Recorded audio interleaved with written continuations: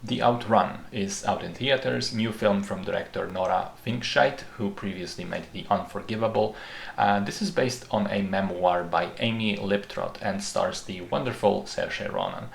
The story follows Rona, a 20-something-year-old university student living in London and essentially wasting away her life on crazy parties and progressing alcoholism that is ruining her personal relationships. At the beginning of the film, she's just finished a rehab program and has now gone back to the Orkney Islands off the coast of Scotland, where she originally comes from. She moves to this desolate, cold, windy place to isolate herself from the parties and the London culture and attempt to heal properly and to avoid temptation. But that proves difficult as her support structures, her support network in the form of her parents, is sometimes more problematic than helpful. So I love this film. I think it's an excellent depiction of alcoholism and the struggle against it. It's very bleak and raw, but at the same time it's also hopeful and optimistic at certain points. And through it all, it definitely feels very real.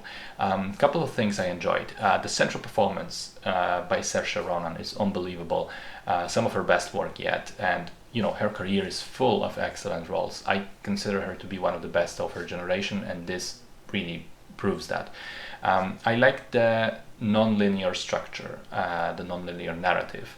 Especially at the beginning of the movie, it keeps jumping back and forth between various points in the past and the present.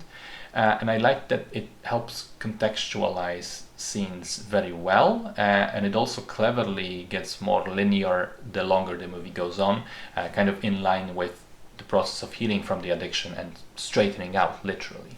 And it was a very smart choice to have Rona have different colored hair at various points in time, which helps the audience orient themselves in each of the sequences. You always visually just know when you are. I love the atmosphere of the Orkney Islands. The film was shot on location and is all the better for it. There is a desolate, lonely beauty about these rocky, windy islands, and also it's very much like a self-imposed prison or exile that Rona does to herself, which, again, another thing that I like, sort of helps you understand how difficult it is what the alcoholics are going through. That you need to essentially imprison yourself to have a chance at getting better. I think some of the scenes are absolutely heartbreaking, such as the relapsed scene with the wine and the subsequent argument with the mother, the conversation with the old guy about if it ever gets easier as time goes on. And then you have the final sequence, which is incredibly powerful and manages to drive the entire point of the movie home without saying a single word. It's all visual. It shows you how Rona is beginning to see that her earlier concern, which was that she was unsure if she's even able to feel happy and feel in control without the booze, that was nonsense, that she can have at least some of the same things, and she can feel things even while sober. And of course, all of that with the entirely new sort of hair color to again symbolize the change. Simply beautiful, and it left me very touched and inspired at the same time.